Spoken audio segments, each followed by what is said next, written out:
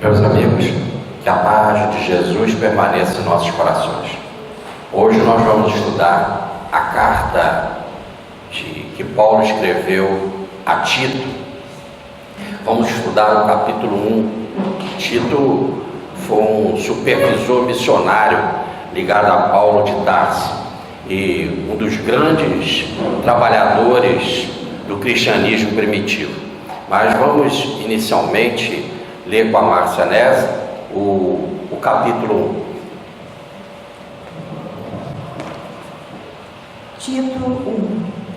Paulo, servo de Deus e apóstolo de Jesus Cristo, segundo a fé dos eleitos de Deus e o conhecimento da verdade, que é segundo a piedade, em esperanças da vida eterna, a qual Deus, que não pode mentir, prometeu antes dos tempos dos séculos, mas a seu tempo manifestou a sua palavra pela pregação que me foi confiada, segundo o mandamento de Deus, nosso Salvador. A Tito, meu verdadeiro filho, segundo a fé comum, graça, misericórdia e paz da parte de Deus Pai e da do Senhor Jesus Cristo, nosso Salvador. Por esta causa te deixei em Creta, para que pusesses em boa ordem as coisas que ainda restam, e de cidade em cidade estabelecesses presbíteros, como já te mandei. Aquele que for irrepreensível, marido de uma mulher, que tenha filhos fiéis, que não possam ser acusados de dissolução, nem são desobedientes. Porque convém que o bispo seja irrepreensível como despenseiro da casa de Deus, não soberbo, nem iracundo, nem dado ao vinho, nem espancador, nem cobiçoso de torpe ganância, mas dado à hospitalidade, amigo do bem, moderado, justo, santo, temperante, retendo firme a fiel palavra, que é conforme a doutrina, para que seja poderoso tanto para admoestar como a sã doutrina, como para convencer os contradizentes. Porque há muitos desordenados faladores, vãos e enganadores, principalmente os da circuncisão, aos quais convém tapar a boca, homens que transtornam casas inteiras, ensinando que não convém por torpe ganância. Um deles, seu próprio profeta, disse: os cretenses são sempre mentirosos, bestas ruins, ventres preguiçosos.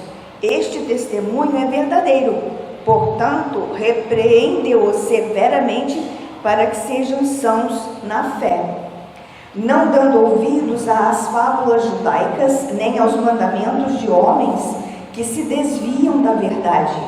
Todas as coisas são puras para os puros, mas nada é puro para os contaminados e infiéis.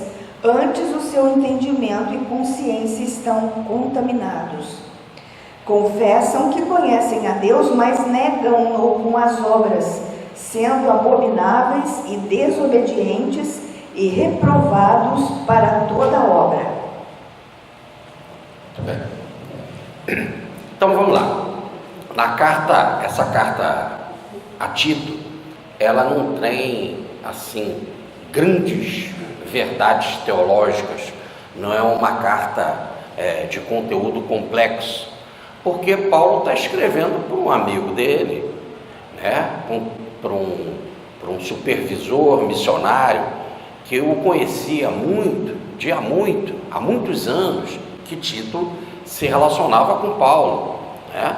Então, por isso que ele estava só passando as informações para Tito, de como Tito tinha de proceder lá na ilha de Creta, né?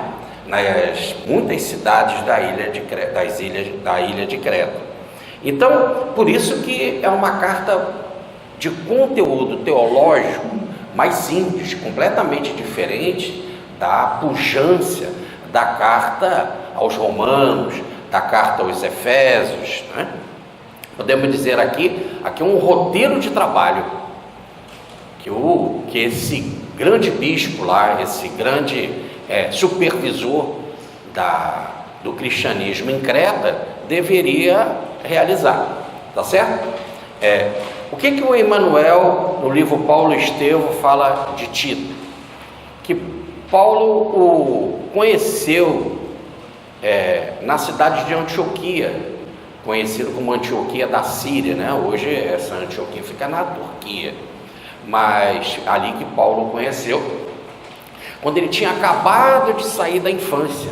Então repare que o convívio foi durante muitos e muitos anos.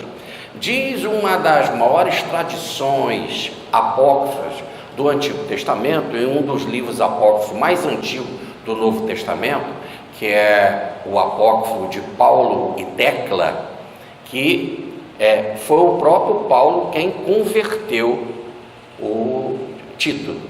Muito bem. Tito era uma sumidade intelectual, foi uma das maiores conquistas para o cristianismo entre os gentios. Ele era gentio, né? E foi uma das maiores conquistas de Paulo pela essa sua grande inteligência e capacidade de compreensão da mensagem de Jesus. Tanto que quando houve o primeiro concílio em Jerusalém, no final dos anos 40, Paulo, juntamente com Barnabé, que eram os dois que pregavam pelo mundo gentio e que iniciaram as igrejas no mundo gentio, pegou Tito e levou com eles lá para Jerusalém para servir de testemunha, para dizer: está vendo?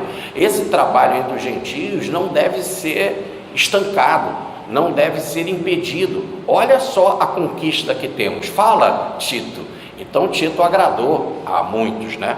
Mas a situação lá dos judeus, dos judaizantes, muito rigorosas, ficaram tensos com relação à situação de Tito não ser circuncisado.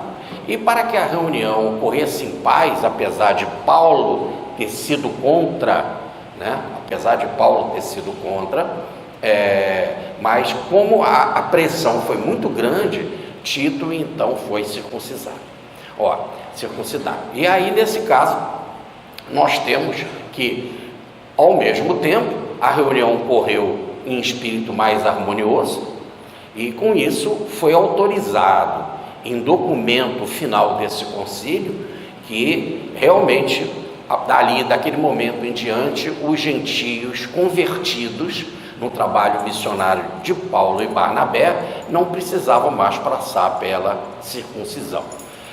Muitos judeus não concordaram, muitos judeus ficaram vigiando demais esse processo. Nós falamos isso na carta aos Romanos, na carta aos Gálatas, né? E eram os da circuncisão extremamente rigorosa. Então nós temos aqueles judeus que não se converteram ao cristianismo, eles estão presentes aqui na carta como verdadeiros opositores e contraditores da mensagem lá que Tito deveria exercer lá em Creta. E nós temos também os judeus que se converteram ao cristianismo, mas queriam ainda que todos os gentios fossem circuncidados, tivesse um rigor na alimentação, que respeitasse o sábado e etc.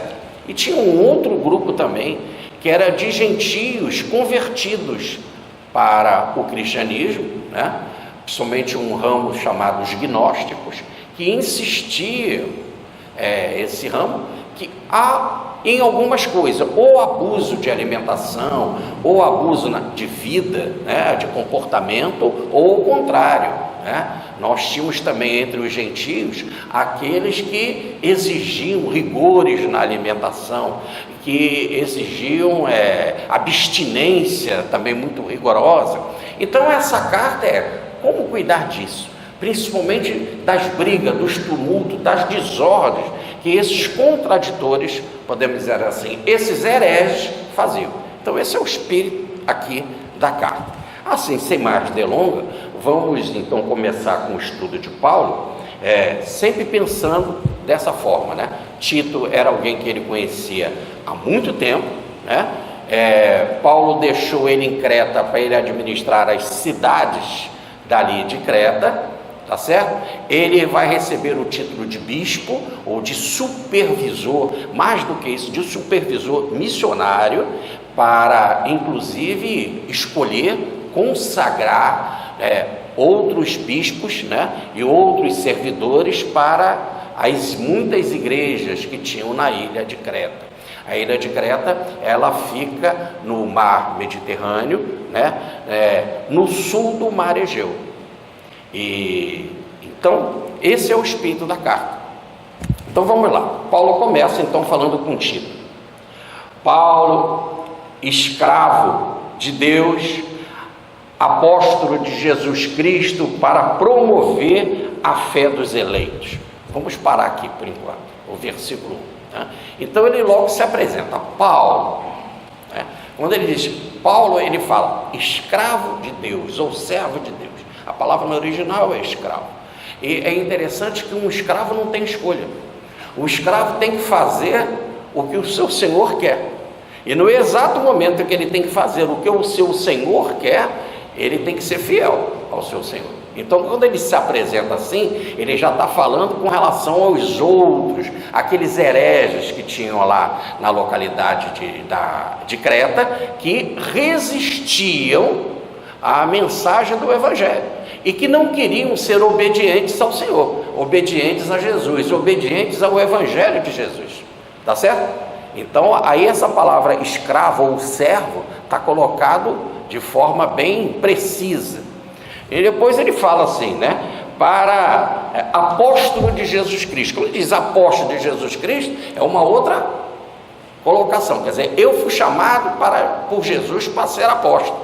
E esses que estão fazendo essa falação toda, essa contradição toda, né? Eles não podem ter esse título. Não foram chamados assim. Eles não se encontram entre o número dos 12 escolhidos e nem foram chamados diretamente por Jesus, como Paulo foi na estrada de Damasco. Então é mais uma lembrança, quer dizer, não sou herege, estou seguindo algo que é fiel às origens. Um outro, ele diz assim, para promover a fé dos eleitos, quer dizer, para promover a fé que os eleitos têm. Quais são? O que são os eleitos? São os cristãos. A fé aí não está no sentido de acreditar, não está no sentido de sintonizar com Deus. Aí fé está sendo colocada no sentido de uma doutrina. Então eu sou apóstolo de Jesus Cristo para promover a doutrina, o ensinamento dos eleitos, quer dizer, o ensinamento do Evangelho. Muito bem, aí continua aí. Isso é para o pleno conhecimento da verdade e segundo a piedade. Aí ele já está trabalhando de forma mais clara. Quer dizer, qual é o meu trabalho? Eu tenho que promover o quê? O pleno conhecimento. Então não é o conhecimento falso que os hereges estavam falando, que estavam promovendo, que estavam criando desordem, e sim um pleno conhecimento da verdade. Apesar de que aqui no português tem duas palavras, pleno e conhecimento, no original grego uma palavra só, epignosis. Repare que epi é pleno, gnose é o conhecimento verdadeiro. E aí nesse exato momento, os gnósticos, né, eles achavam que eles tinham um conhecimento. O Paulo está dizendo que, ao contrário, ele tem um pleno conhecimento. Então, usando essa palavra, ele trabalha o nome gnóstico para ficar nas entrelinhas, que o conhecimento dele é muito mais amplo, muito mais vasto. E olha que interessante, para promover a doutrina do Evangelho, né, no pleno conhecimento e segundo a piedade. Então essa piedade aí está numa vida agradável a Deus. E é como se ele estivesse dizendo assim, eles dizem que eles têm conhecimento, eles ficam citando muitos nomes, filósofos, exigindo muita coisa, é muita falação, mas na hora que a gente vai para a obra, não tem obra. A obra não é digna, não é uma obra agradável a Deus. Então não adianta só ter um chamado conhecimento e dizer que você tem um conhecimento da verdade. Só existe verdade quando ela é acompanhada da piedade, segundo Paulo. Tá certo? Então não pode haver contradição entre a verdade e a vida que se professa. A vida diária, a vida de pleno exercício no bem. Quer dizer, mostra o teu conhecimento através da sua vivência. Então ele está dizendo, eu tenho vivência plena de uma vida de piedade, agradável a Deus, de caridade, de serviço, de boa obra, de boa intenção. É assim então que ele começa se apresentando, e numa apresentação muito interessante, né? Eu, servo de Cristo, para promover o Evangelho que os eleitos pregam, né? Eu tenho um pleno conhecimento, mas tenho uma vida de piedade. A apresentação dele, por trás está todo o combate às heresias. Tudo bem? Aí ele continua assim, no segundo versículo: na esperança da vida eterna, que Deus, que não pode mentir, prometeu desde toda a eternidade. Então vamos lá, vamos devagar aqui com essa passagem, porque ela é muito interessante. Na esperança da vida eterna. Essa vida eterna aí não está no sentido de uma vida longa, de uma vida que não acaba. Não, vida eterna aí está um modo de vida, é o modo de vida de Deus. Aquilo em que Deus tem a vida em si mesmo, a vida necessária e a vida independente. Então, o que eu faço é que eu tenho a esperança. Olha bem, o que eu prego para a gente ter a esperança de ter aquela vida plena, vida em aquilo que Jesus chama, vida plena, vida em abundância. Vim para que tivesses vida em plenitude, vida em abundância. Não tem nada a ver, então, com a vida de encarnado nem desencarnado, nada a ver na vida na matéria, nem fora da matéria, não tem nada a ver com uma vida longa e imortal, tem a ver com um novo tipo de vida, né? A vida que Deus quer, a vida que Deus deseja, que é a vida de felicidade, a vida de harmonia, a vida de autossuficiência, que é a tal da perfeição. Sede perfeito como o vosso Pai Celestial é perfeito, como está em Mateus, no capítulo 5, versículo 48. Na esperança, então, desta vida verdadeira, e que Deus, que não pode mentir, prometeu.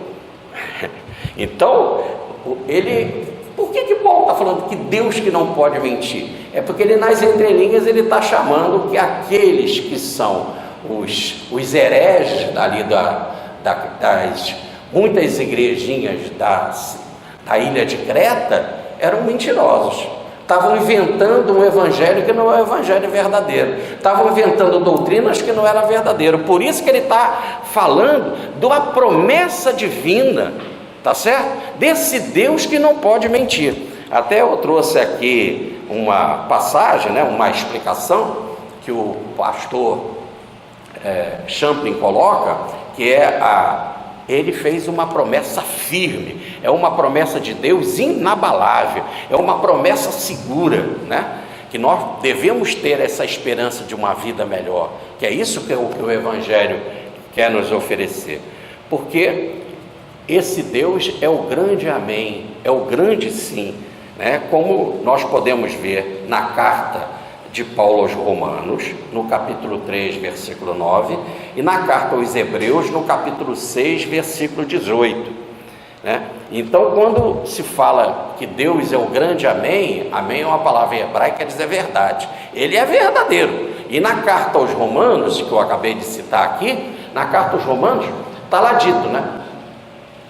Só todo homem é falaz, só Deus é veraz, só Deus é verdadeiro, o homem não é. Então esse Deus que não pode mentir, esse Deus que é verdadeiro, ele prometeu, e aí nós devemos ter a esperança, porque a promessa dele não falha, não pode falhar nunca, né? Que nós vamos ter uma vida de harmonia. E ele prometeu isso quando? Aí no original está eões, eões, ou melhor, nos muitos ciclos dos tempos passados. Desde quando? Desde sempre. É isso que ele está falando. Desde toda a eternidade, desde o passado mais remoto. Isso foi a promessa divina. Deus, isso como se Paulo estivesse dizendo assim, isso é uma estrutura inabalável, é um presente inabalável de Deus, desde toda a eternidade, que nós teremos uma vida plena de harmonia e felicidade. E esse evangelho que eu prego é para nos levar para esse tipo de vida. Volto a lembrá-los, a vida imanente, a vida em si mesmo, aquela vida que o Cristo veio nos dar de riqueza, de abundância. Certa vez um homem se aproximou de Jesus e perguntou: o que eu faço para entrar no reino de Deus? E Jesus diz, né? Ama a Deus sobre todas as coisas, resumindo, e o próximo como a ti mesmo. Não é isso? Faz isso e viverás. Então viver para Jesus está na vivência do amor. Sem amor não há vida. Não importa se você está do lado de cá ou do lado de lá. Não tendo o amor, não há vida. Então esta vida é a vida na vivência do amor. Que amor? O amor de Deus. Deus é amor, na definição da primeira carta de João, no capítulo 1, nos versículos 4 e nos versículos 8 e 16. Deus é amor. Então quando você vive plenamente o amor, você está em unidade com Deus. E ele prometeu isso, e para que se cumprisse que a gente começasse a perceber a chegada desta vida perfeita, harmoniosa em nós, no tempo determinado ou no tempo próprio, se manifestou a palavra, né, através da pregação, e que também foi confiada a Paulo por mandato de Deus. Vamos lá. Então, Deus de toda a eternidade prometeu que nós teríamos uma vida de harmonia. Para a gente ter esta vida de harmonia e começarmos a entrar no caminho correto, no tempo determinado, no tempo propício, no tempo certo, sem falha, veio Jesus. E aí por isso que ele fala em palavra. Jesus é a palavra, Jesus é o verbo, né? Jesus é a palavra. Então veio inicialmente a palavra. Agora, no sentido mais literal possível, veio a palavra falada. Inicialmente Jesus pregou, foi uma pregação. No início ele falou. Depois ele passa essa mensagem para os apóstolos, e os apóstolos pregaram também. E depois os apóstolos passam também para os discípulos, e Jesus também para alguns discípulos, que também continuaram pregando. E depois essa pregação foi escrita. Então a palavra agora se materializou mais, sendo escrita. E de escrita, ela também chegou a Paulo de Tarso, que Paulo recebeu o Evangelho. E o Evangelho escrito. E ele recebeu revelação também de Jesus. E então foi dado a Paulo, por mandado de Deus, que ele também pregasse esta palavra, esta mensagem.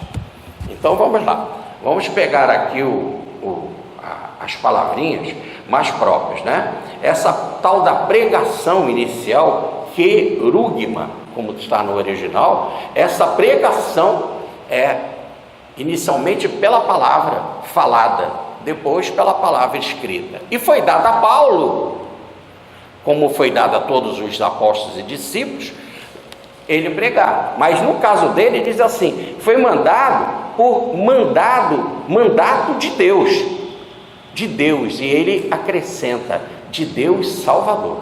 Agora vamos ver aqui que esse mandato está epitage no original. Epitage em grego quer dizer ordem, por ordem divina é que eu prego. Mas eu não só prego falação, pela palavra, mas eu também prego pelo escrito. Por exemplo, a carta a Tito é uma prova do escrito. Então a mensagem veio por Jesus, falada, depois os apóstolos e os discípulos falaram da mensagem, depois escreveram sobre a mensagem, aí Paulo foi mandado por Deus para também falar e escrever a mensagem. Tá certo? E que Deus é esse que mandou ele fazer isso? Aí os melhores códices, ou melhor, os melhores textos originais colocam Deus Salvador. Aqui é importante se falar isso, e algumas traduções tiram o Salvador daí, dessa sequência de Deus, e só botam quando ele vai falar já de Jesus como Salvador. Não. Ele está fazendo uma discussão com relação aos gnósticos. Ele está alertando o Tito de como que ele deveria agir com relação aos gnósticos. Tem muitos gnósticos verdadeiros, mas muitos que estavam inventando doutrinas de homens, coisas falsas. Então, era para esses que Paulo estava dizendo. E entre alguns gnósticos, né, Deus nos criou e deixou a gente para lá. Criou e está lá no céu, e a gente que fica aqui no nosso mundo, né? Olha, ele não quer dizer isso. Ele está falando de um Deus que nos ama e se preocupa conosco. Como ele, desde o início, ele prometeu que nós íamos ter uma vida saudável, uma vida harmoniosa, uma vida à semelhança dele, e então ele mesmo providencia de ser o nosso Salvador. Tá certo? Ele em si mesmo é o verdadeiro Salvador nosso, porque se desde toda a eternidade ele nos prometeu uma vida de qualidade, tá certo? Ele corrobora com todo o poder divino, aquilo que a gente chama de onipotência e a misericórdia, né? Para que realmente aconteça isso. Muito bem. Por quê? Porque para muitos gnósticos, tinham também esse conceito: só Deus é Salvador, mas ninguém salva. Ele também já vai trabalhar na frase seguinte. Acompanhamos. Porque ele diz: foi mandado por Deus, né, para nos salvar. E nos salvar por causa de quê? Por que nós perdemos essa vida de qualidade? Por causa da nossa queda espiritual. Vide a historinha de Adão e Eva, ou a de Lúcifer no Apocalipse. Perdemos a nossa qualidade de vida originária, de harmonia. Repare que no Éden, o Senhor vinha toda tarde, na linguagem simbólica, conversar com Adão e Eva no paraíso. Quer dizer, era uma vida de boa relação que nós tínhamos com a divindade. Mas como nos ensina a palavra do filho pródigo, deixamos a casa paterna e fomos para um mundo estranho, um mundo de miséria, um mundo invertido, né? Um mundo emborcado da nossa queda espiritual. E como diz o Livro dos Espíritos de Allan Kardec, na pergunta 621 e 621A, nós esquecemos e desprezamos a lei divina. Então, se não vem o Evangelho, se não vem os grandes profetas, se não vem Moisés e outras revelações que tivemos, como relembrar e saber o caminho verdadeiro? Então a revelação é importantíssima, e como é Deus que aciona as revelações sucessivas, Ele é nosso Salvador, porque as revelações nos ensinam o caminho certo para voltarmos à harmonia de vida. Muito bem, e aí ele continua assim,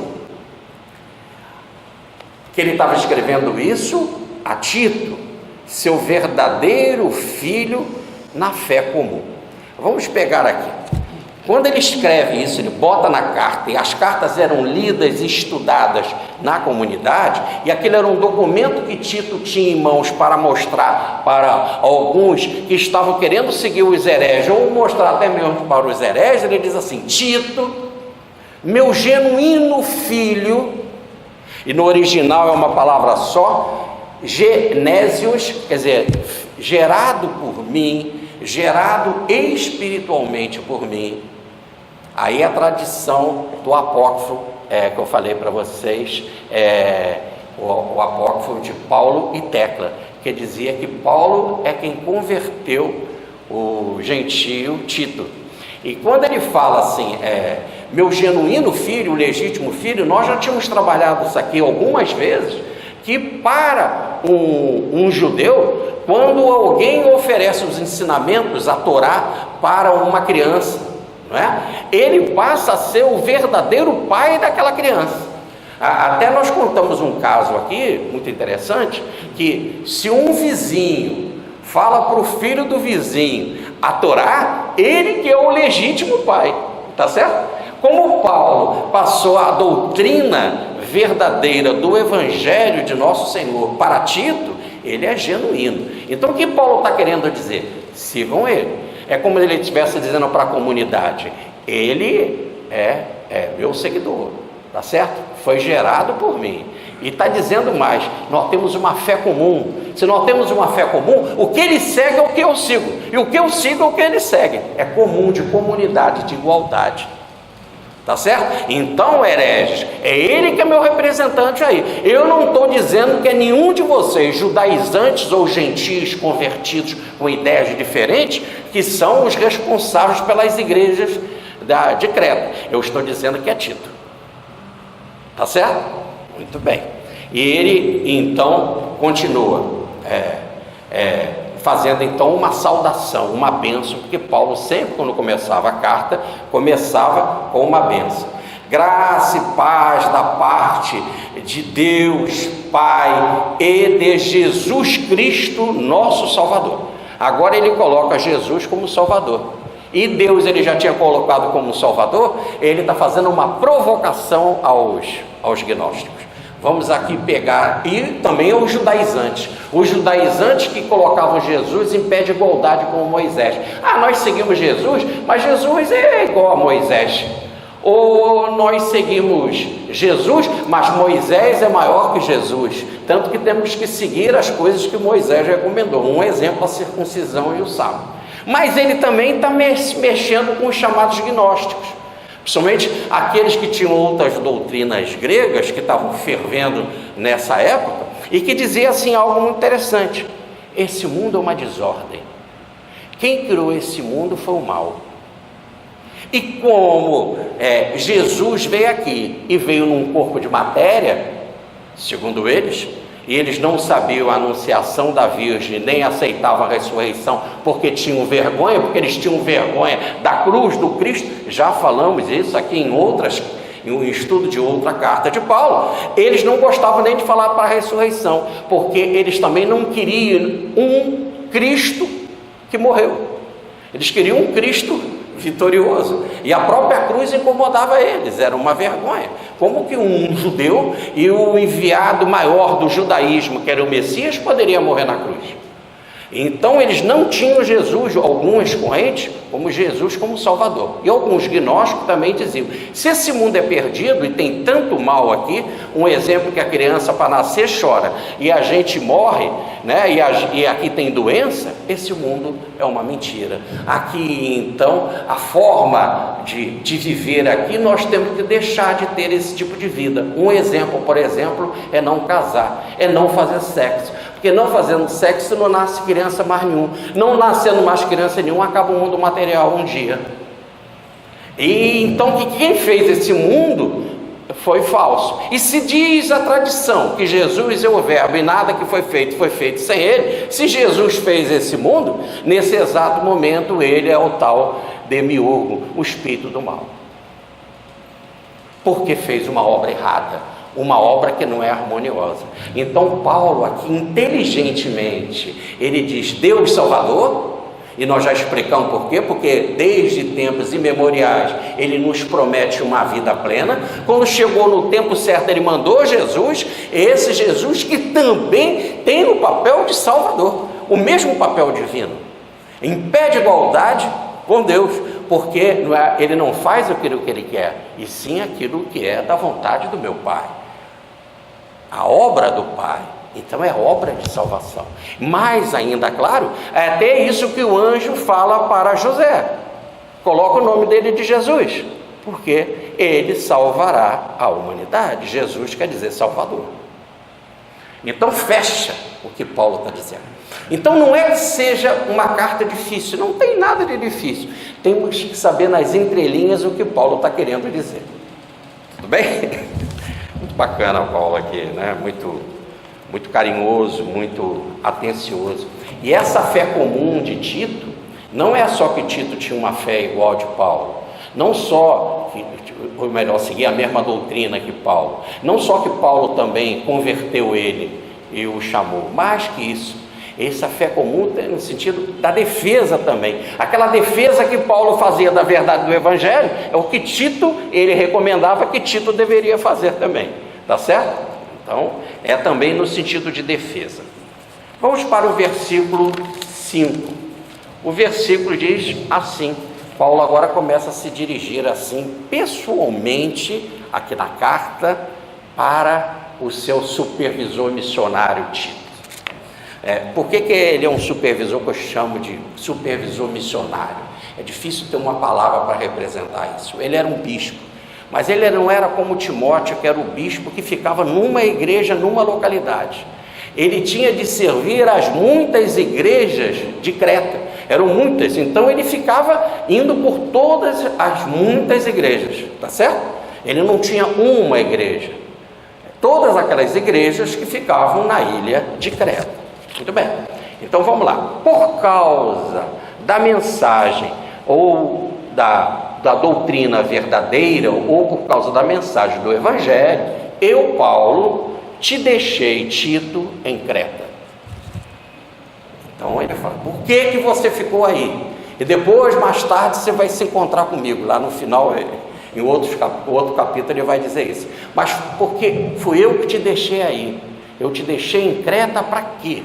Por causa da doutrina verdadeira, do Evangelho verdadeiro para você pregar. Por quê? Porque está tendo uma desordem aí nessas igrejas. Nós vamos já falar mais disso. Então ele ficou em Creta. Eu já disse que Creta é uma ilha montanhosa que fica, tivemos a oportunidade de visitar Creta, e é uma ilha que fica no mar Mediterrâneo, no sul do mar Egeu. E diz já o livro Odisseias de Homero, que na época de Homero, Creta tinha 90 cidades, né? Evidentemente que na época de Paulo tinha muito mais cidades. E se Paulo pregou em Creta, aquelas comunidades, poderíamos imaginar muitas igrejas, muitas comunidades. Igreja, aí nós temos que sempre pensar na casa. Aí não havia igreja até o século III, assim, igreja em que nós fosse construída exclusivamente para falar da doutrina cristã. Tudo bem?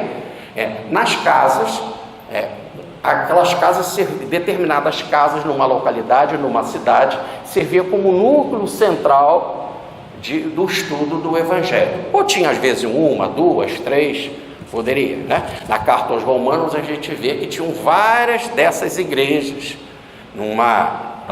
Na carta aos Gálatas também a gente viu isso passando. Mas vamos, muito bem.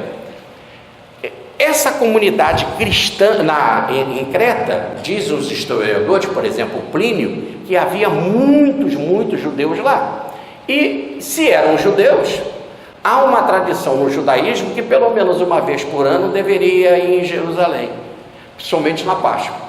E quando eles foram em determinada festa, como na festa conhecida pelo cristianismo como Pentecostes, muitos judeus de Creta, diz o livro Atos dos Apóstolos, no capítulo 2, versículo 4, que muitos judeus de Creta estavam lá no dia de Pentecostes, em que os apóstolos falaram em várias línguas. Então alguns podem ter se convertido, escutaram falar de Jesus e voltaram para Creta. Então Paulo não é o fundador da igreja em Creta, tá certo? Ele fundou muitas comunidadezinhas, mas já tinha uma base cristã na ilha de Creta desde o período lá de Pentecostes. Uma outra passagem que Creta é citada está no capítulo 27, versículo 8 do Atos dos Apóstolos, em que Paulo fala com os marinheiros quando ele estava sendo levado preso para Roma e que eles estavam partindo por Creta. Paulo falou do perigo de passar ali no período do inverno, que eles não deveriam seguir em viagem, né? E eles desobedeceram. E logo depois, mais em frente, lá em Malta, vai haver o naufrágio, né? E quando eles estão passando por Creta, aí duas cidades são citadas: Bons Portos, um porto marítimo importante de Creta, e Laceia. E diz que Bons Portos ficava, nesse versículo, no versículo 8 do capítulo 27, que Laceia ficava perto de Bons Portos. O que mostra já, só rapidamente, só num versículo, duas citações de cidades. Olha o trabalho então que o nosso Tito tinha de desenvolver, tá certo? Então ele ficou lá para o quê? para pôr em ordem o que ainda não estava direito. Tinha coisa que estava no original dá mais a ideia de defeituoso. Tinha coisa que estava defeituoso, ele tinha de pôr em ordem.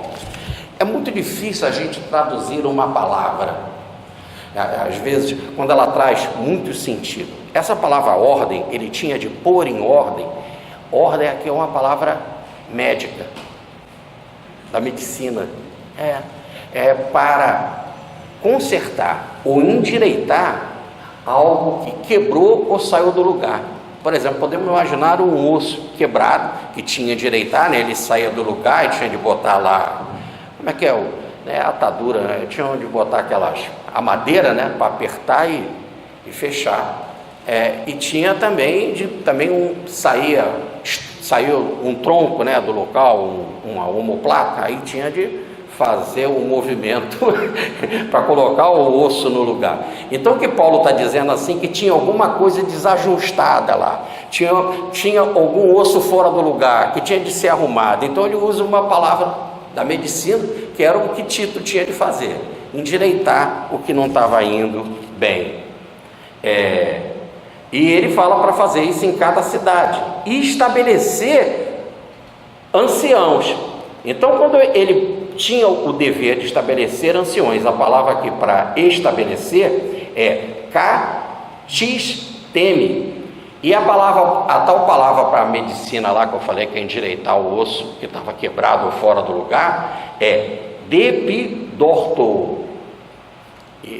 Então, Paulo está dizendo aqui que o nosso Tito, ele devia de estabelecer anciãos em cada igreja. Esse ancião aí daria a ideia de bispo, do mais antigo, presbítero, seria o presbítero. E presbítero dá a ideia de uma pessoa mais antiga, não é o mais velho. Aqui não é o mais velho. Paulo vai dar a regra de que um presbítero tem que ter. Ele não fala da regra da idade, tá? Ele só está usando uma palavra que era a tradição, falar em presbítero, tá certo? Que era a tradição, que era o homem mais velho, é o mais respeitável. E quase sempre o mais respeitado na comunidade é o mais velho. Mas Paulo não vai usar aqui nesse sentido do mais velho. Ele vai estabelecer regras e não vai falar da idade, tá certo? E aí ele começa aí, então, no versículo 6, a estabelecer o que Tito tinha de fazer. Olha como Tito era mais do que um bispo, como ele era mais do que um supervisor missionário, porque ele, como Paulo, recebeu o mandato, o dever de escolher representante, dirigente da igreja. Então ele tinha a capacidade não só de escolher, tinha a capacidade de consagrar, de colocar pessoas ali. E Paulo dá a regra de como deveria ser essa consagração, quem ele deveria chamar para dirigir uma igreja. Aqui nós podemos então imaginar, aqui no nosso caso, como nós podemos fazer, o que deve ter um líder de uma igreja, o que se espera de um líder na igreja evangélica, como que se espera de um líder num centro espírita ou numa instituição que queira ter uma organização no bem. Diz Paulo, então, o seguinte: primeiro, eu dividi aqui em 5 partes, no fundo são 3, sendo que a última parte está dividida em 2 casos. Vamos lá. Primeiro, ele tem que ser irrepreensível. Não, eu falei 3, me desculpe.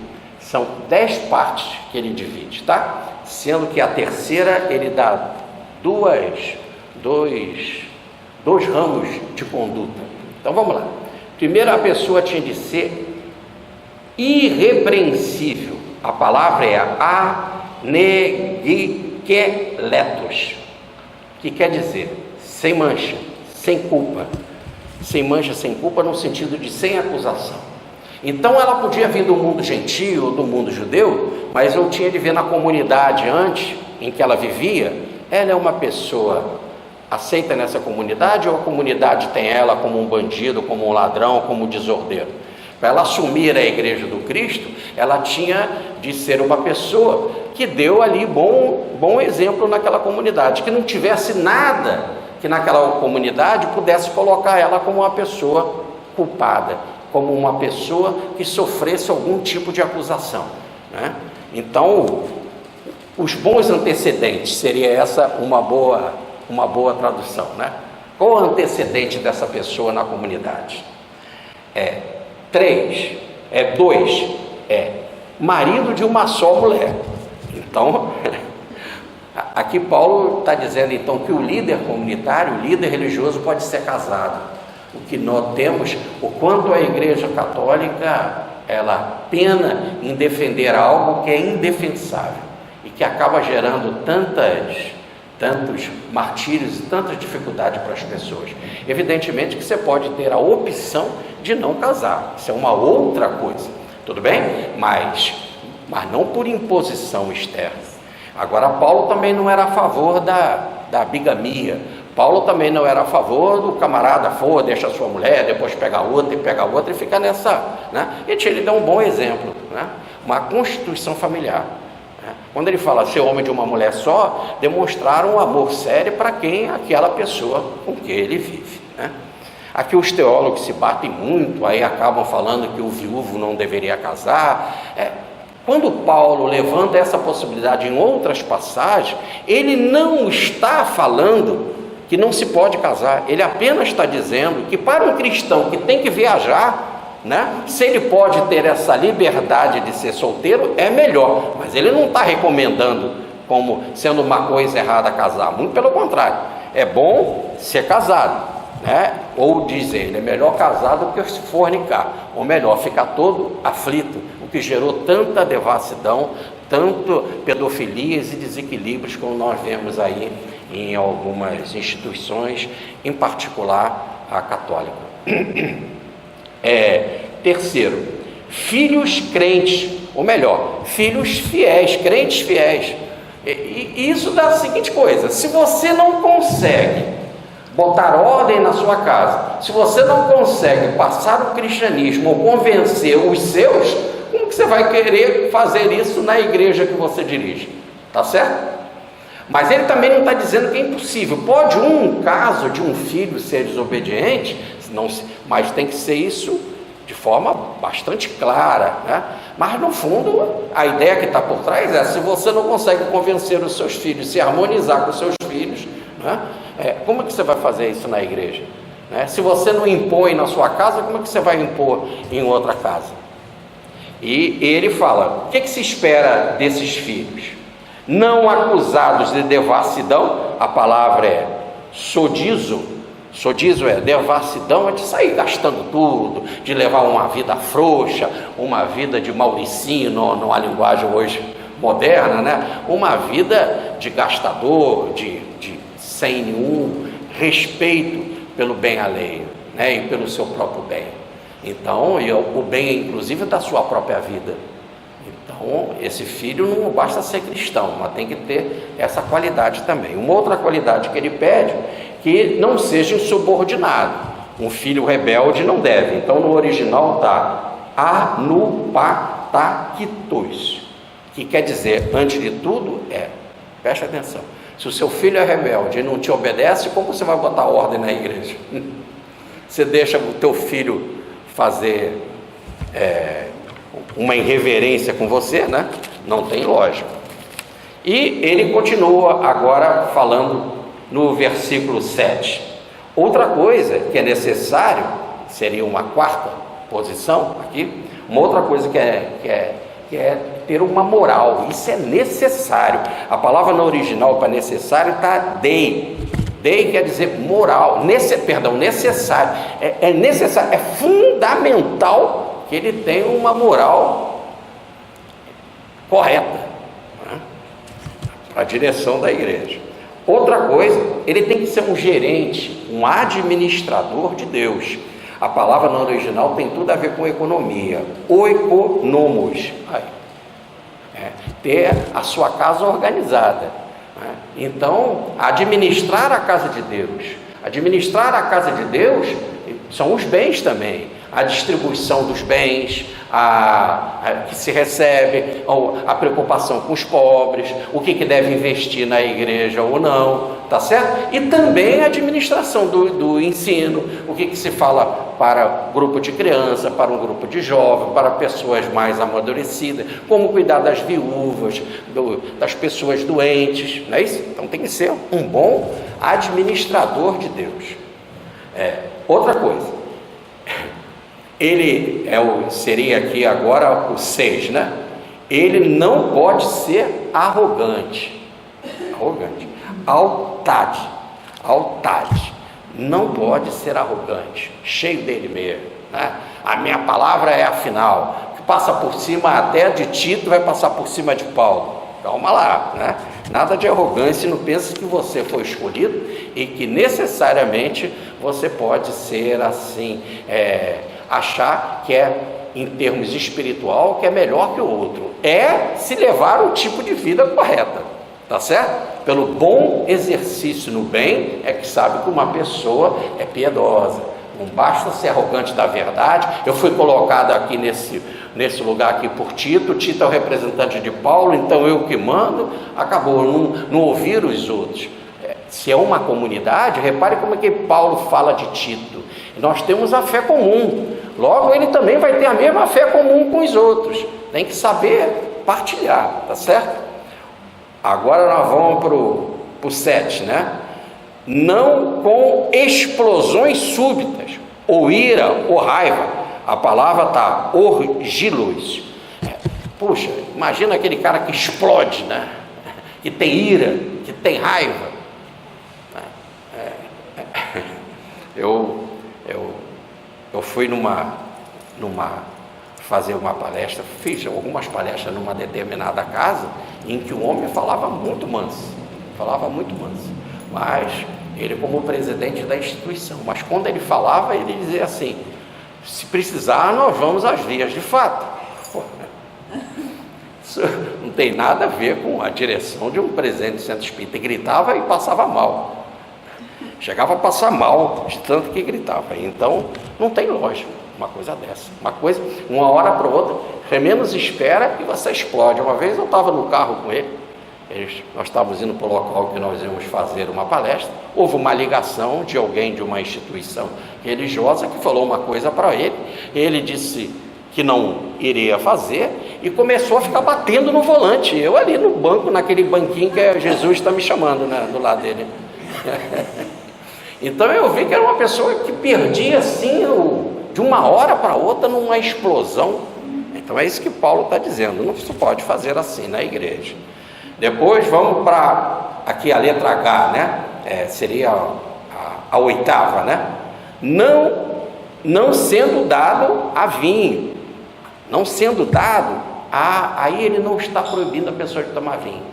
Ele está dizendo que a pessoa não deve ser de vinho exagerado. E ele está fazendo isso para combater os gnósticos, que tinha corrente gnóstica que queria abstinência, né? Na carta a Timóteo, nós vamos depois em outra frente, quando estudarmos Timóteo, nós vamos ver, eram rígidos com relação à carne, eram rígidos também com relação ao vinho, e não pode de jeito nenhum. Olha, Paulo tomava vinho, e nós vimos na carta aos Romanos que ele disse que isso é um exagero.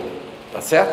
Então aqui ele está batendo com relação àqueles que eram abstêmios, e você tem todo o direito de não querer tomar vinho ou de não querer tomar carne, não querer comer carne. O que não pode é o seu discurso ser algo que seja ligado ao evangelho, que você diz que isso é a verdade. Quem não faz isso está errado.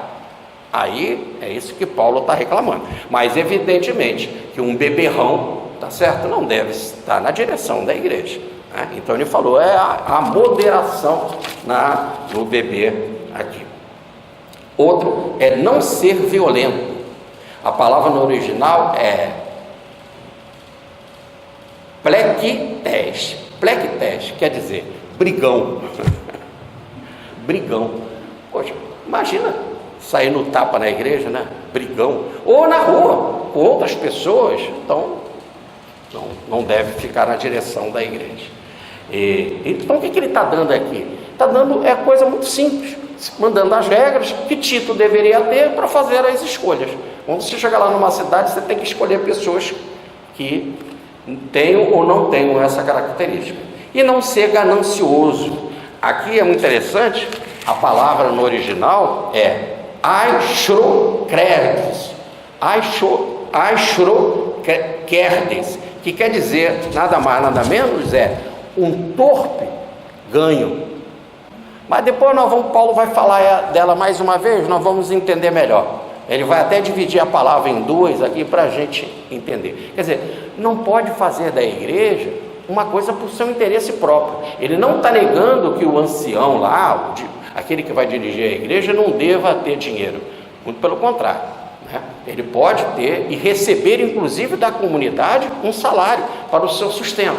Pode, Paulo não é contra isso. Agora, não pode fazer da forma torpe, gananciosa, né? Fazer as coisas pelo interesse do dinheiro. O que move ele é Cristo, só que ele precisa viver. Tem que comer, tem que se vestir, tem que viajar. Tudo bem?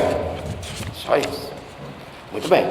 Vamos então, ele vai falar para Tito agora, nos versículos 8 e 9, o que ele espera então que a pessoa tenha, o ancião lá ou o bispo tenha. Primeiro, ser hospedeiro, filozenos, hospedeiro. Por que isso é importante? Porque naquela época, eles viajavam sempre, e ia ficar hospedado aonde? Quando chegava numa outra cidade. Então já tem um cristão numa outra cidade, um bispo numa outra cidade, e ele fica lá numa casa de pessoa saudável, com conversa saudável, em que eles pudessem dividir o evangelho e ouvir daquelas pessoas ali da casa como anda a igreja e como anda a comunidade, é muito bom. Então a hospedagem não é só uma recomendação bíblica, né? É um ato de caridade, é uma forma também de observar na intimidade como estava a comunidade, tá certo? É interessante que tem uma frase aí que eu aprendi com o dono da empresa de viagem que faz as nossas viagens, né, da Aliança da Fraternidade. Ele falou uma frase interessante: quando a gente tem a preocupação de botar no quarto alguém que seja afinado, né, um e outro afinado, para que possa ter uma boa acolhida, né, e possa ter uma boa aproximação, fraternidade. Ele diz assim: isso é verdade. Tem uma frase no mundo turístico que diz assim: se você quer conhecer uma pessoa, viaje com ela. Você vai ficar com ela na intimidade, né? Aí você vai ver o comportamento 24 horas, não é isso? E aí é que Paulo está dizendo: então o seu hospedeiro não é só fazer o bem da hospedagem, mas você pode também, quando hospedar um cristão, conhecer bem como vai aquela comunidade. 2, o que ele deve ter? Ser amigo do bem. A palavra é filagastos no original. Ora, mas a melhor tradução não é amigo do bem, é amigo de homens bons. Ele tem que ter boa parceria, tá certo? Ele fica andando com uma turminha que não tem um bom equilíbrio, bons antecedentes, às vezes não cai bem. E é interessante: diga-me com quem andas, eu te direi quem és. Aqui é a raiz dessa frase. Então, homem de bem, ou melhor, homem que anda amigo dos que andam com bem. No original não está nem amigo, está amante. É amante de um homem de bem. Aí a tradução fica meio assim, por causa dos nossos preconceitos, né? Então, tudo bem. Terceira atitude que ele tem que ser autocontrolado. Sofron, autocontrolado para a nível das suas finanças, a nível da sua voz, a nível da direção da igreja, ponderado, bom senso no que ele vai falar, que orientação que ele vai dar, nos entendimentos, nas desinteligências dentro da igreja, né? ter esse autocontrole é importante para poder manter a paz, a harmonia, ouvir bem o outro, saber da necessidade do outro e etc. Uma outra coisa é que ele tem que ser justo ou reto. No original está dikaios, ou melhor, um homem de retidão. Um homem de retidão. Não pode, porque aquele é meu familiar, porque aquela é mulher, eu vou ser mais maleável com ela, porque aquele é homem, porque aquele é assim, é assado, porque aquele é rico, aquele outro é pobre. Não, tem que ter uma vida e uma atitude justa, a retidão para com todos. Outra coisa, ser um homem piedoso, a palavra no original é agradável a Deus, ósios, agradável a Deus. E agradável a Deus é fazer uma vida boa, uma vida harmoniosa, uma vida que seja assim, poxa, ali vai um homem de Deus. Não é assim que é a expressão popular? Ali vai um homem de Deus, né? Um homem de bem, um homem de princípios. Depois nós temos o 6, que é o autodisciplinado, egigrastes, autodisciplinado, ter esse controle, disciplina, a disciplina com o horário da reunião, a disciplina com o dia da reunião, a disciplina com as regras, não é? Ver quem é que vai falar. Uma pessoa que está chegando agora não deve falar. Você tem que conhecer ela primeiro, ver os seus modos, as suas atitudes, o que ela entende para você colocar ela para pregar, né? O cuidado que tem que se ter com as palavras, a regra, a oração, ser um homem de oração, ser um homem da leitura do Evangelho, ser fiel, manter-se e nunca se afastar das regras que o Evangelho ensina. E agora vem o 8º, que está no versículo 9. A partir de agora nós vamos para o versículo 9. Tem que ser agarrado à palavra final. No original está agarrado, antexo, agarrado, preso à palavra. Tá certo? Como se fosse algemado à palavra. Quem te comanda não é você, é a palavra do Evangelho. Então entenda, medita, reflita e não fala o que você quer. Fale o que o Evangelho quer. Você pode até ter uma interpretação diferente da outra, mas seja de um outro, que não deveria ter, mas seja sincero. Só fale o que você sente e entende do Evangelho, da doutrina que você segue. Então, isso para quê? Para ser essa palavra fiel, isso para quê? Para ser segundo a doutrina, segundo o Evangelho, não é o que você quer falar, segundo o Evangelho. E depois, para quê? Para ser poderoso em exortar o ensino. Esse ensino no original é didático, né? O reto ensino. Então você tem que também ter capacidade de exortar.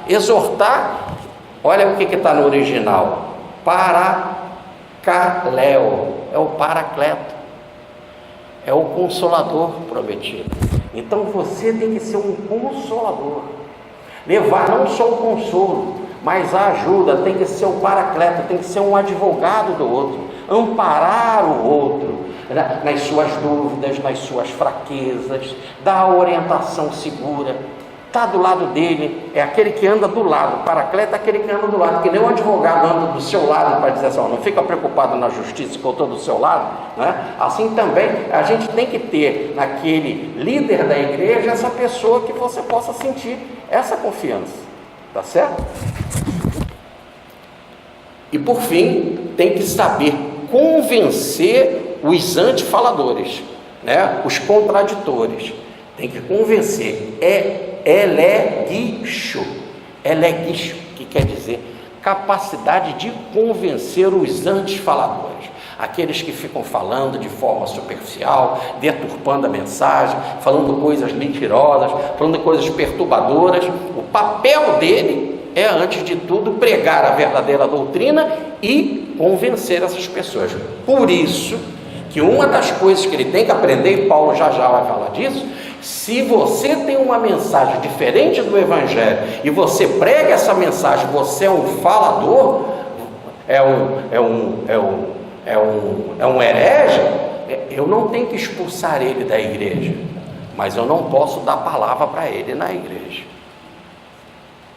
Tá certo? Porque ele perturba a comunidade. Então, o grande problema de uma administração de um templo é seguir o estatuto. Entendeu? Estatuto. Você é da igreja tal? Qual o estatuto da sua igreja? Compreendeu? Porque senão vem um outro. Você é de um centro, qual o estatuto do seu centro? O meu amigo Newton Boechat gostava de dizer assim: qual o menu da casa? Qual o menu? Qual o cardápio da casa? Isso tem que ser muito respeitado. Porque senão entra alguém que é de uma outra comunidade e que às vezes merece até respeito àquela outra comunidade, e merece mesmo, mas ela entra e quer colocar aquelas ideias na sua instituição. Cada instituição tem um colorido, né? Cada um tem leis próprias, um colorido diferente, cada um tem uma função, e nós não estamos simplesmente como o único conhecedor da verdade. É como um elefante, né? Como diz a historinha, né, do cego. Cada um vê pelo lado, cada um vê pelo ângulo, e todo mundo é parte desse grande quebra-cabeça. Agora, se isso é deturpado, e aí vem uma pessoa, começa a falar e mexendo com a cabeça, já se perde o estatuto da instituição. Eu acho que a primeira coisa que uma pessoa deve fazer, quando vai dar para ela a autoridade em alguma atividade, em qualquer casa ou qualquer igreja, é conhecer o estatuto, quer dizer, as regras que prezam aquela instituição. Você pode então passar para um outro que tem um bom senso e que às vezes tem um outro colorido no pensar, pode, deve, é algo abençoado, contanto que esteja sempre presente alguém que seja conhecedor dos princípios da sua casa, tá certo? Para que, se houver algum desacerto, com todo carinho e respeito, né, ele possa dizer: olha, essa é uma opinião respeitável, mas aqui na nossa casa nós pensamos assim, assim, assim, mas essa pessoa merece todo o nosso respeito, consideração, tá certo? Então, é por isso que Paulo fala do autocontrole e da autodisciplina que eles precisam ter. Que o organizador da igreja lá, né, o ancião, precisa ter. Bom, e aí Paulo fala: e por que eu mandei você fazer isso? Você tem que escolher esses tipos de pessoas e tomar muito cuidado, Tito. Por quê? Pelo seguinte: porque há muitos hereges no campo judaizante e no campo dos gentios, conversos de alguns, muitos que são insubordinados, rebeldes, são faladores frívolos e são enganadores. E Paulo ainda vai dizer: principalmente insubordinados, faladores frívolos e enganadores, especialmente os da circuncisão, que são os judeus.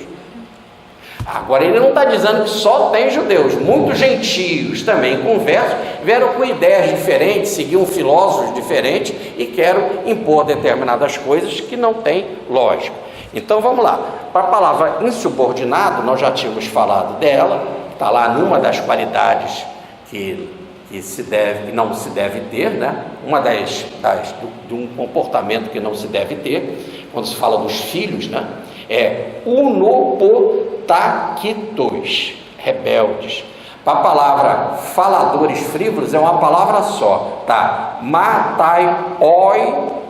Mataiologos.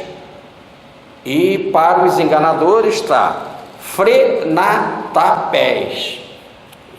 Então são palavrinhas técnicas. Eu, apesar de não saber pronunciar elas direito, mas elas ficam escritas, e se a gente olhar uma por uma no dicionário, e é só olhar no dicionário grego, português, necessariamente não bíblico, e que nós vamos ver lá a precisão que Paulo quer usar para cada palavra. O importante do Evangelho é que Paulo coloca a palavrinha certa, para a atitude certa, para a gente não entrar pelo caminho errado. O que ele está falando aqui? Nada de escolher pessoas insubordinadas, nada de escolher não, nada de permitir que esses insubordinados, esses faladores frívolos, esses enganadores dominem a igreja, porque, olhe bem, ele vai explicar, porque é preciso tapar a boca dessa gente. Tapar a boca é não deixar eles falarem. Então não é, aqui a gente costuma dizer que é expulsar da igreja, né? A igreja católica tem aquela coisa do anátema, que é do expurgar a pessoa e, como é que dá o nome? Excomungar, e a pessoa então nunca mais vai ser salva. Pelo contrário, se uma pessoa não entende, eu quero que ela fique na igreja para ela entender para ela entender um discurso dos outros. Eu não quero que ela vá embora, né? E eu preciso, com o meu exemplo, amar, compreender, etc. Mas não dá palavra. Ficar atento e movimentos paralelos que ela faz também. Por isso que eu tenho que conhecer a minha comunidade. Por isso que é bom ser hospedeiro, porque eu vejo o que está acontecendo também nas bases, na comunidade. Então, a palavra no original do tapar a boca está epistomídizo, tapar a boca, amordaçar, olha só, refrear, silenciar essa pessoa. Então não está falando nada de expulsar, silenciar a boca dela. Dos judeus e dos gnósticos, é preciso, as duas correntes, mas principalmente acontecia mais no caso dos judaizantes, que eles adoram transtornar casas inteiras, ensinando o que não convém, ensinando heresias. Aqui a palavra casa está aí no sentido de lares, de famílias. Olha que coisa interessante, eles visitavam os lares, visitavam as famílias, e ali com uma palavrinha amiga, bonita, e prometendo coisas, mudava uma casa inteira, e uma família inteira, às vezes numa cidade, era aquela família ali que era um núcleo cristão, e como em Creta tinham muitos núcleos cristãos, porque tinham muitas cidades, então tem que ficar atento a essa gente, para vocês verem a palavra aqui, eles transtornam isso, que é o perverter, tá? Antitrepo, e nessas visitas que ele fazia, ensinando coisas que não convém, ou ensinando heresias, e ensinando heresias por torpe ganância. Depois deles fazerem o trabalho deles de sapa, né, e de minar as ideias, inventando coisas, trazendo mentiras, né, eles tinham a torpe ganância. Aí começava a recolher dinheiro dessa gente, explorar essa gente, ou abusar dessa gente, ou abusar da hospitalidade, ou abusar dos bens daquela família, daquela pessoa.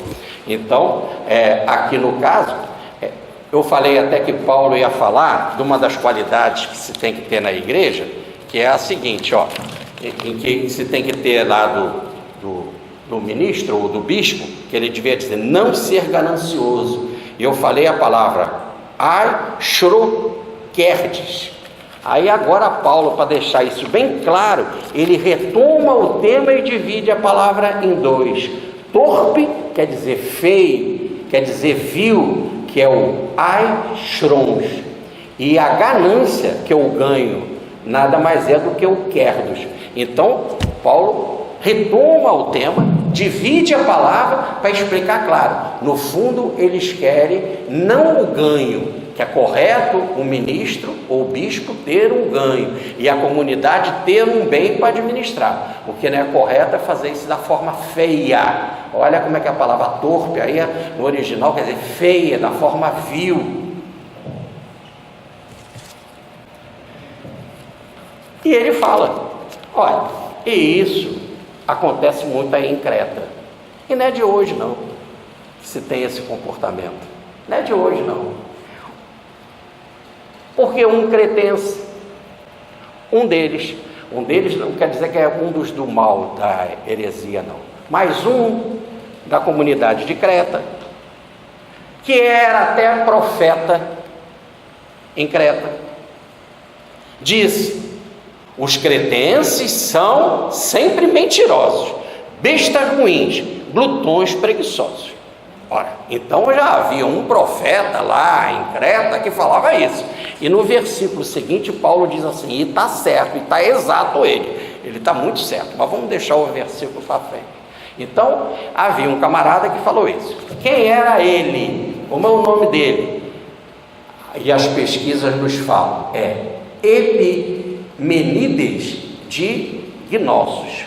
Epimenides de Gnóssos. Era um sábio grego do século 6 a.C., que era considerado um dos 7 mais sábios, um dos 7 homens mais sábios da Grécia.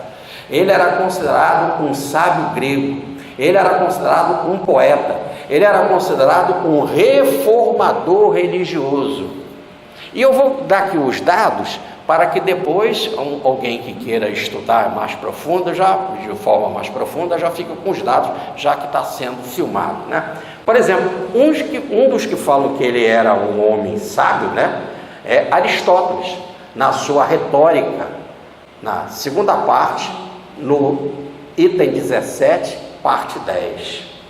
Outro que fala que ele era um grande poeta é Cícero, no seu livro Adivinhação, na primeira parte, no capítulo 18, no item 34. Outro que fala é Diógenes de Laertius. Diógenes fala no seu livro A Vida dos Eminentes Filósofos, na parte 1, no capítulo 11. Outro que fala é Plutarco, o grande pensador também platônico, né? Plutarco fala no seu Solon, no capítulo 12, né? E falam então que ele era um cara eminente, e ele é autor, né? Se tem pensamentos dele, frases dele, inclusive citado por outros pensadores, ele é o pensador, é o formulador dessa frase que Paulo vai usar, né? Então abre o olho, Tito, porque um deles, que era profeta, lá entre eles já havia dito: os cretenses são sempre mentirosos, bestas ruins e glutões preguiçosos. Então, abre o olho, fica atento que é tradição dessa gente. Aqui nesse caso, né, o que mostra a cultura de Paulo. E é interessante que Paulo não teve preocupação, ou melhor, não teve assim cuidado ou resistência em falar algo muito interessante. Ele era do 6º século antes de Cristo. Ele era, olha que interessante, ele era um pagão, nesse caso, tá certo? Vivia no mundo grego, vivia em Creta, né? E Paulo chama de profeta, e diz mais que ele estava exato, quer dizer, ele captou corretamente. A palavra profeta é a mesma palavra para médium.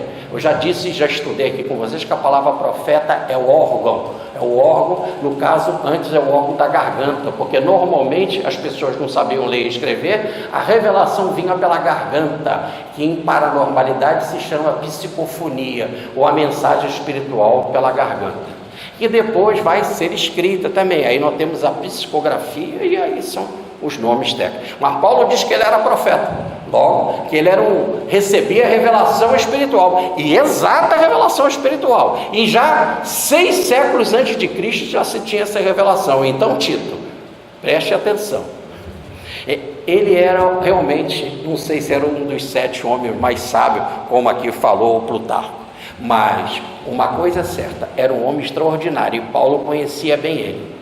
Só para vocês terem uma ideia, quando Paulo vai pregar no Areópagos em Atenas, que Orília você esteve visitando lá, não é? E nos mandou uma foto maravilhosa, no campo de Marte. Então, quando Paulo esteve pregando, ele falou lá: andei pelas suas terras atenienses, vi os deuses e tal, mas eu vi o Deus desconhecido. Há um templo ao Deus desconhecido, a referência. Esta ideia do templo desconhecido, quem fez surgir foi esse Epimenides de Gnóssos. E Paulo continua pregando, indo através desse Deus desconhecido. É esse que eu venho pregar para vocês, é esse que nos prometeu aí vai prometer Jesus Cristo, que aqui nessa carta está dizendo que no tempo preciso, Jesus veio para realizar o projeto salvador de Deus, que é o projeto também de Jesus como Salvador, tá certo? E lá ele, antes de falar de Jesus, ele disse, porque nós estamos em Deus, nos movemos em Deus e existimos em Deus. Não é isso que Paulo fala? Lá na Europa, precisamente no Atos dos Apóstolos, capítulo 17, versículo 28, sim, esta frase, nada mais, nada menos do Senhor Epimenides de Gnósio. Então Paulo usava e abusava dele. Agora nós estamos vendo aqui ele chamar os cretenses de glutões, né? Falou do Deus desconhecido e falou que nós existimos e nos movemos em Deus. Bacana ver esta facilidade de Paulo com a cultura, e mais do que com a cultura, escolher os determinadas pessoas que receberam grandes mensagens, para que também os gentios, na linguagem deles, pudessem despertar. Eu faço tudo por todos, não é isso que Paulo dizia? E aqui tem uma boa prova. Muito bem, e vamos para o próximo versículo. Então, que agora nós vamos para os versículos 13 e 14. E Paulo diz, e ele está exato, está correto, é certíssimo, exato. Ele deu um verdadeiro testemunho, essa verdadeiro testemunho é exato, correto. Assim, já sabendo disso de há muito, pela revelação dada por esse Epimenides, então, se você tiver essas pessoas desordeiras na sua igreja, repreende-os severamente, para que sejam sãos na fé. Então vamos lá, repreende-os. A palavra no original é elegisho, que quer dizer corrigir. Corrige essa gente. Mais uma vez, não está mandando botar para fora. Corrigir é botar no caminho certo. Outra coisa, faça-os severamente. Severamente ainda é pegar e espancar a pessoa, porque ele fala que o líder não pode ser brigão, né? Mas falar com firmeza, é não, sim, não. Essa sua doutrina está errada, olha o que Paulo fala aqui, eu sou o representante de Paulo aqui nessa comunidade, né? Olha o que o Evangelho fala, isso não está no Evangelho, não é isso? Cuidar das suas ovelhas, porque senão vêm os lobos e comem as ovelhas. As ovelhas, à semelhança do que o Cristo falou, tem que conhecer a voz do pastor. Então faça-os severamente. A palavra no original é apotemenai,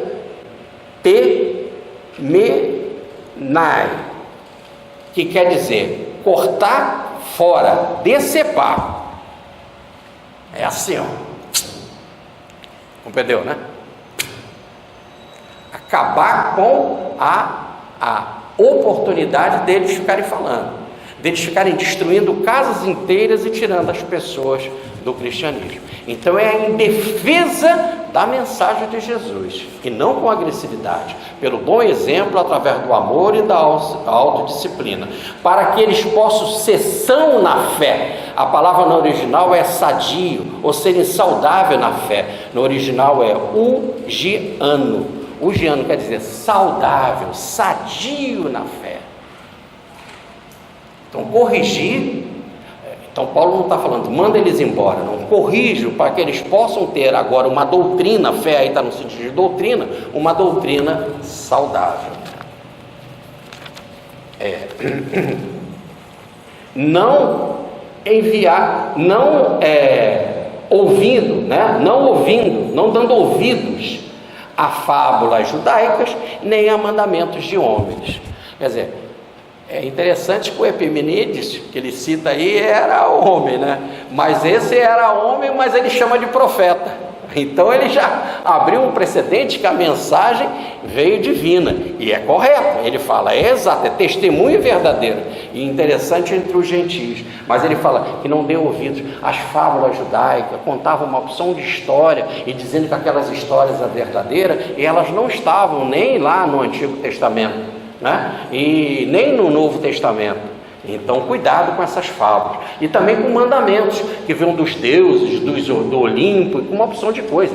Saber interpretar as historinhas se elas têm bom senso, ou se não, se elas estão levando pessoas precipício abaixo. Ou para os rigores da abstinência, para os rigores de novas doutrinas, e principalmente o maior rigor de todas, que era tirar de Jesus a condição de Salvador. Aquilo que está até no próprio nome dele, de ser Salvador. E ele conclui de forma belíssima no versículo 15: porque tudo é puro para os puros, mas para os corrompidos, ou melhor, para os impuros, miaino, para os impuros e os incrédulos, os descrentes, tudo não é visto de forma pura. Então, ele diz, tudo é puro. Então, nada desses rigores de alimentação, isso é impuro, né? Esse dia é impuro, aquela comida, aquela bebida, nada disso. Tudo é puro para quem é puro. Mas para quem é impuro, para quem é descrente, é que vê a coisa distorcida, que vê como não puro. Ora, isso já é uma passagem do livro de Ageu, no capítulo 2, versículo de 10 a 14, quando diz lá, um coração impuro julga impuro todas as coisas. Olha que coisa interessante. Um coração impuro julga impuro todas as coisas. Então você tem todo o direito de não comer isso, de não comer aquilo, de achar que aquele dia é melhor do que aquele dia é santo, porque aquele dia é de Nossa Senhora, aquele dia do não sei o quê. Só não é doutrina, tá claro? Merece o seu respeito, siga o seu princípio, mas não imponha e achar que o outro não está salvo, que o outro está impuro, que o outro está contaminado. Veja, se você tem esse pensamento, quem é impuro é você. Aliás, Paulo vai mais além. Quem é descrente, ou melhor, que não é cristão, é você. Por fim, ele diz assim, porque afirmam que conhecem Deus, ou que professam Deus. No original é homológio. Afirmam que conhecem Deus, mas quando a gente olha as suas obras, pelas suas obras, eles negam a Deus. No fundo, eles desdenham a Deus pelas suas obras. A palavra no original é arneomai.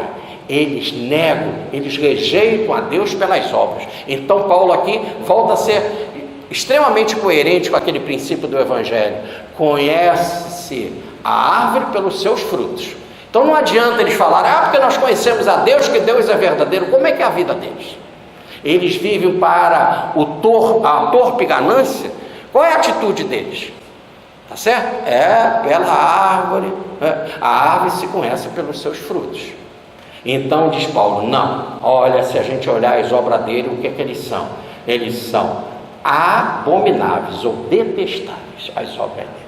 As obras deles e as suas atitudes são desobedientes, porque não obedecem ao Evangelho, não obedecem a Tito, que é o líder, não obedecem a Paulo. E são réprobos, ou melhor, reprovados. Então vamos aqui só olhar a palavrinha. Abomináveis, no original é bideluctos. Desobediente é apeites.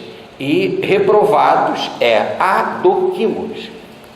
Resumindo, Paulo bota as palavrinhas certas para cada coisinha. Faço questão até de não pronunciar elas bem, mas para deixar claro que são palavras técnicas usadas por Paulo. As obras dele são detestáveis, eles são desobedientes e são reprovados diante do Evangelho. No final da corrida, no final da caminhada, nota como cristão, reprovado. Por fim, diz ele, em que eles são assim?